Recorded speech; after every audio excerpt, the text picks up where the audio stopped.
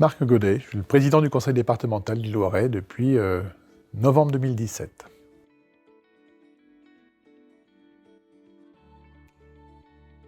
Nous avons développé des aides économiques à l'issue du premier confinement parce qu'on avait bien compris que des commerces fermés ont eu des difficultés à pouvoir se remettre de cette crise sanitaire.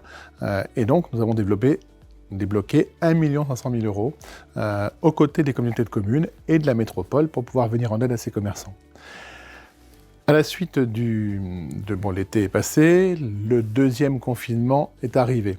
Et là, on s'aperçoit que ça a été assez compliqué. Donc, on a choisi, au niveau du département, d'aider le commerce à travers une campagne de communication.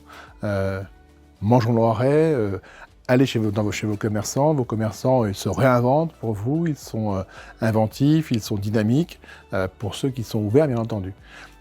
Ensuite, nous avons aussi décidé, avec la Chambre de commerce et d'industrie, d'aider ceux qui ne sont pas dans une démarche numérique, pour ceux qui ont des difficultés d'approche avec tout ce qui est Facebook ou tous ces sites Internet. Donc l'idée, c'est qu'on les aide quelque part, qu'on leur tienne un petit peu la main pour pouvoir les aider à faire leur compte Facebook ou à communiquer via Internet. Donc ça aussi, c'est une aide qui est indirecte, mais qu'on mène à l'échelle départementale.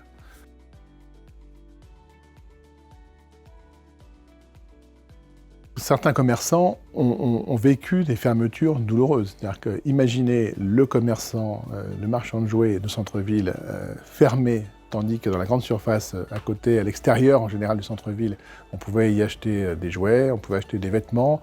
Donc il y a eu vraiment une crise de confiance. Maintenant, le gouvernement a fait un peu machine arrière, a essayé de travailler différemment et a bien expliqué les enjeux, compte tenu de la baisse du nombre de contaminations, a autorisé certaines réouvertures. Maintenant, tout le monde n'est pas ouvert. Je pense notamment aux restaurateurs et aux bars, aux établissements de nuit, qui, eux, sont frappés de plein fouet parce qu'ils ne peuvent toujours pas ouvrir malgré un contexte qui s'améliore. Donc moi, je pense qu'effectivement, ces commerçants-là, il faut les aider. Donc le gouvernement a un dispositif qui permet d'aider. Peut-être que les collectivités locales peuvent aussi de nouveau aider. Pour nous, département, pour l'instant, ce n'est pas encore l'objectif. L'objectif, pour nous, il est d'être à leur côté, de les soutenir, de faire de la communication. Et puis, j'espère que la réouverture pourra arriver très vite en janvier.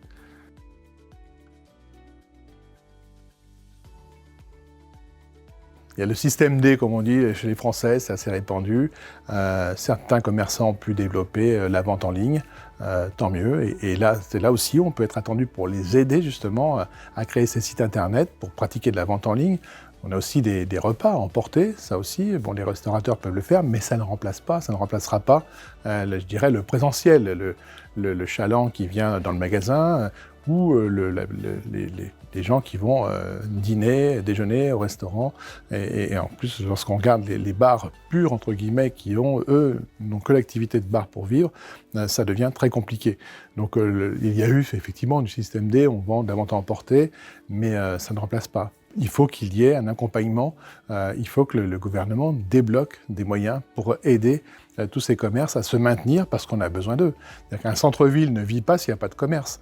Un centre-ville ne vit pas s'il n'y a pas des bars ouverts ou des restaurants ouverts ou des établissements de nuit ouverts aussi. Il faut quand même aussi penser aux loisirs. Donc là, la crise sanitaire a été dure. Elle est dure pour le moral. En plus, nous sommes en période... on rentre dans l'hiver. Le moral des Français est je dirais, au plus bas. Et s'ils n'ont pas les moyens de sortir un petit peu, ça renforce encore ce sentiment de tristesse. Et voilà, je pense qu'il faudra vraiment que, à l'approche de Noël, des fêtes de fin d'année, ça se débloque un petit peu parce que c'est important aussi que les Français conservent le moral. Évidemment, après, il faut conserver les gestes barrières. Ça va de soi. Et les commerçants ont fait beaucoup d'efforts. Ils ont installé des plexiglas, ils ont les masques, ils ont le gel hydroalcoolique, ils peuvent aussi éventuellement mettre les gens en quinconce autour d'une table. Enfin, je pense qu'il faut faire confiance à un moment aux commerçants. Il va falloir leur faire confiance et j'espère que la confiance, elle sera bien témoignée de la part du gouvernement à nos commerçants pour qu'ils puissent rouvrir sereinement et vivre de leur commerce, vivre de leur activité.